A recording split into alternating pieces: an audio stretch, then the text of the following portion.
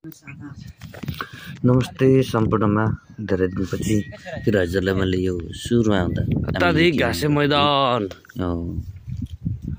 क्याट्रिक भन्ने ठाउँको एउटा महत्त्वपूर्ण ठाउँमा जाँदै यो भिडियो कैद गरेर थियौँ सम्झना। यो चाहिँ अहिले यो बाटो घाँसे मैदान चाहिँ एकदम राम्रो बाटो छ क्या। विशेष परिवार आमाले हामीले लिएर जानुभएको थियो लोड भन्छ गाडीले। मैले भिडियो कैद गरेको आज यहाँ टुर गाडी त तान्दैन होला हौ लोडमा त। हस् त धन्यवाद। टायर यत्रो छ बाटो।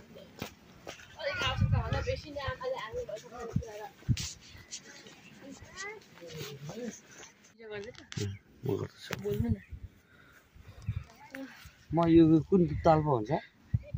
खै कुन ताल त थाहा भएन, तर यो चाहिँ ताल हो। रिचमन्ड ताल होला, रिचमन्ड लेक होला मेबी। अनि यहाँ चाहिँ एकदमै ठुलो ताल छ।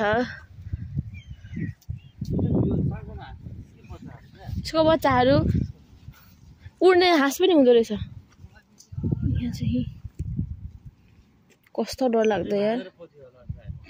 अन्डा पनि खोलामै पार्छ कि होइन अरे त।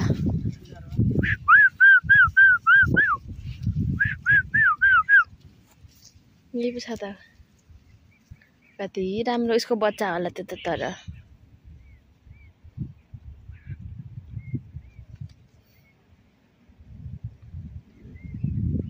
नभिज्ने कि अचम्म।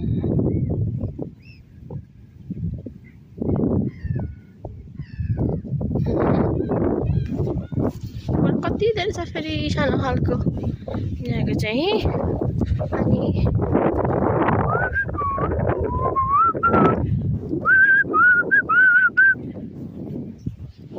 गहिरोमा गहिरो सागत रुला सँगै चिउला सँगै मरुला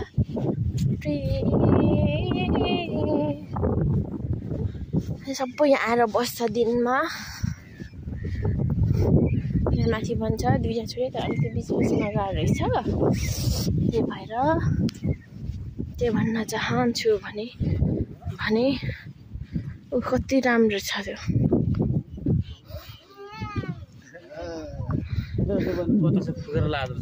नै बिसन्द तपाईँ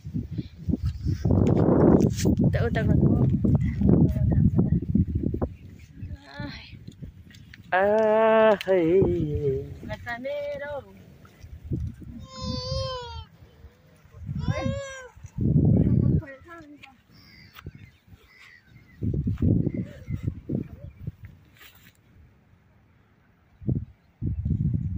लडिन्छ है। काटी त पात नछु हेत्तरी हामीले त्यो छुनु हुँदैन क्या यो।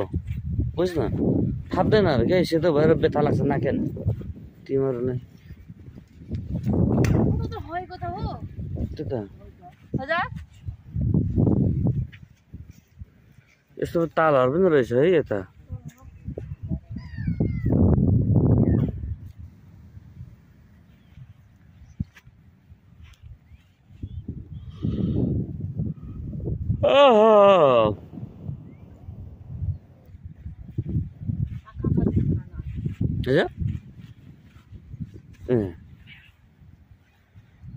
आज टोपी निकालिदिनु न। टिकट भने यति आउँछ कुन यता कम्ता छ।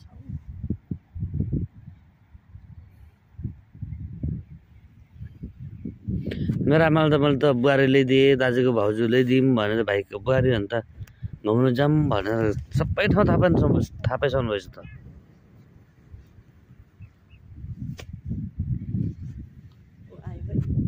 के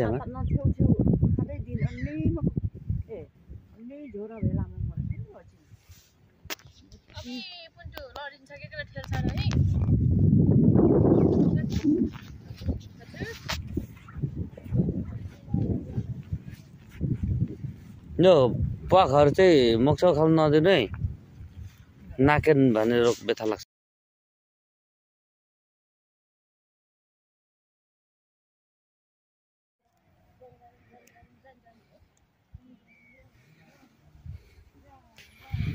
यो हाम्रो आजको यात्रा फर्किम यो पोखरी तल हेरेर।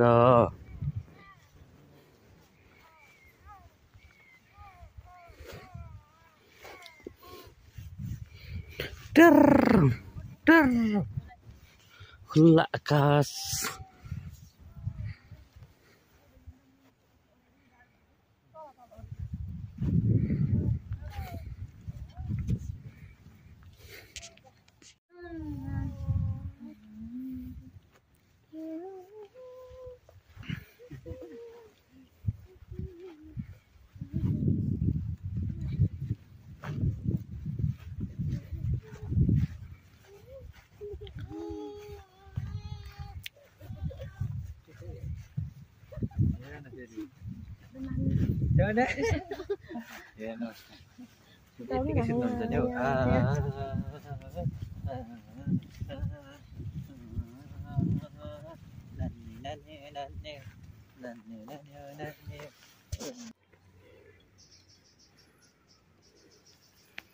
यो चाहिँ ठुलो किसानहरूले आफ्नो बारीमा आफ्नो एरियामा लगाएको भेडाहरू हुँदो रहेछ।